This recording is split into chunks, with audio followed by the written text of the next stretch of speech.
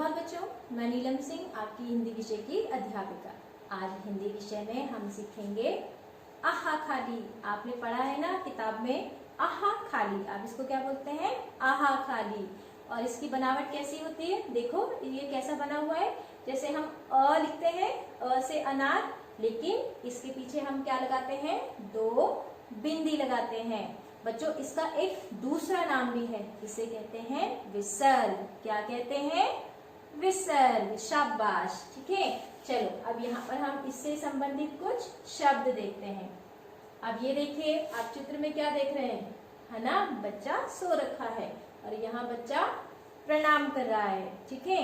तो सुबह ये देखो क्या है, सूरज निकल रहा है, मुर्गा बाग दे रहा है और बच्चा उठ रहा है, ऐसे कर रहा है ना। तो इसको क्या बोलते हैं?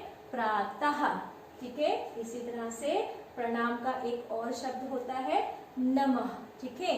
अब समझते हैं आहा खाली। जो आपका शब्द है आहा खाली, जो आपका अक्षर है आहा खाली, उसके नाम को, विसर्ग को समझते हैं। उसका दूसरा क्या नाम है? विसर्ग। और इसकी पहचान हमें कैसे होती है कि ये विसर्ग वाले शब्द हैं कि अक्षर के पीछे ये दो बिंदी लगी होती है। अब आप यहाँ ध्यान से देखिए बच्चों, आपको कुछ शब्द दिखाई दे रहे हैं, है ना, और इसमें दो लाल रंग की बिंदी लगी है अक्षर के पीछे।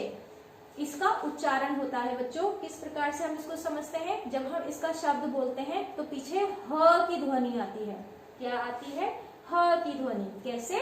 इसको बोल के समझते हैं और आप लोग भी मेरे साथ साथ दोहराना।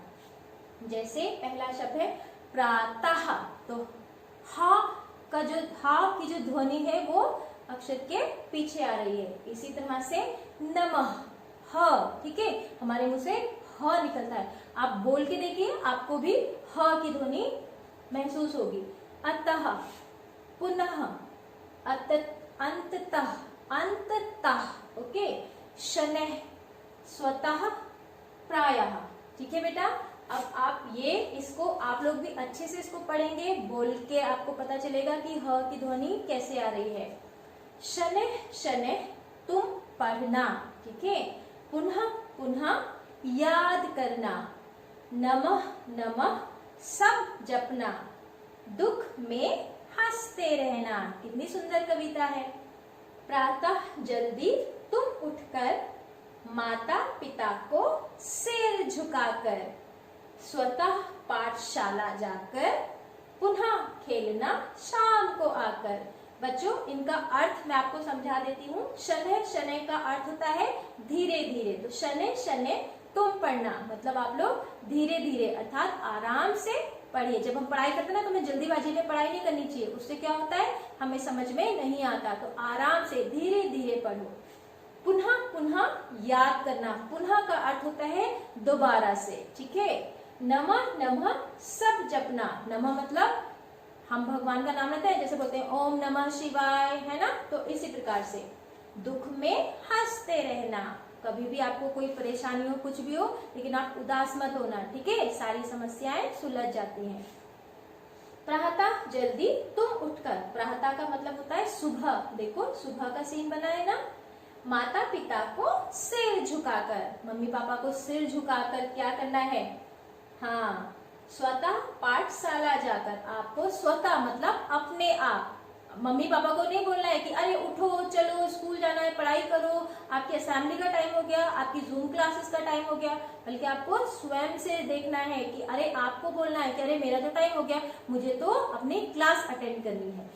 पुनः खेलना शाम को आकर। और फिर जब आप सारा दिन पढ़ाई लिखाई करते हैं तो शाम को आपको खेलना। पुनः का मतलब होता है दोबारा, जैसे मैंने आपको यहाँ पे भी समझाया था। फिर आप खेलिए, ठीक है। रिधिमा प्रातः 6 बजे उठती है। अब ये जो लड़की है चित्र में, इसका क्या नाम है? रिधिमा। तो ये कितने बजे उठती है? 6 बजे उठती है। शनैः, शनैः पाठशाला जाने के लिए तैयार होती है। फिर वो देखो वो टाइम से उठती है तो आराम से हो रही है। और अगर हम लेट उठेंगे तो क्या होगा? हम जल्दी जल्दी सब कुछ करेंगे, हो सकता है हम नहाना छूट जाए, हमारा ब्रेकफास्ट छूट जाए, क्योंकि हमें देर हो रही होती है ना। तो हमें समय पर उठना चाहिए। वह पुनः पुनः अपना पाठ याद करती है। वो बार बार दोबारा अपना पाठ याद करती है। अतः खुश रहती है, इसलिए खुश रहती है। क्या आप लोग भी खुश रहते हैं? तो आपको भी खुश रहना चाहिए। और खुश कैसे रहेंगे? जब आप समय पर अपना सारे कार्य करेंगे। ठीक है बच्चों, चलिए आप ये देखते हैं अभ्यास। रंग भरो और लिखो यह किस समय का चित्र है। हाँ हाँ हाँ, सुबह नहीं लिखना है। हम कौन सी इसमें मात्रा आज क्या सीख रहे हैं? हम विसर्ग सीख रहे हैं। तो आपको वो शब्द लिखना है जो विसर्ग से संबंधित हो, जो विसर्ग वाले शब्द हों, सुबह नहीं। ठीक है, आप देखो यहाँ पर आप क्या देख रहे हैं? हाँ, एक सीन बना हुआ है जिसमें सूरज निकल रहा है ना, पहाड़ हैं, पेड़ हैं। तो ये किस प्रकार का सीन दिखा रहा है? वेरी गुड, प्रातः, प्रातः। ठीक है, दूसरा देखिए, दिए गए शब्दों से खाली स्थान भरो। अब यहाँ पर आपको कुछ शब्द दिए गए हैं, चलिए इनको पढ़ते हैं कि ये क्या शब्द हैं। प्रातः, बंदर, चिड़िया, झंडा, तितलियां। शाबाश, हमने ये सारी मात्राएं सीखी हैं, आपको याद है ना? तो ये सब उन्हीं को दोहरा रहे हैं, हम उन्हीं को दोहरा रहे हैं। आपको ये शब्दों का, यहाँ से शब्द का चुनाव करना है कि कौन से वाक्य में कौन सा शब्द आएगा, और आपको सही करके लिखना है। जोड़कर नए शब्द बनाओ। अब बच्चों यहाँ देखिए अक्षर दिए हैं, इनको आपको जोड़ के एक नया शब्द बनाना है। जैसे अ और तह, तो क्या बना? अतः। प्रातः, प्रातः। अंततः, अंततः।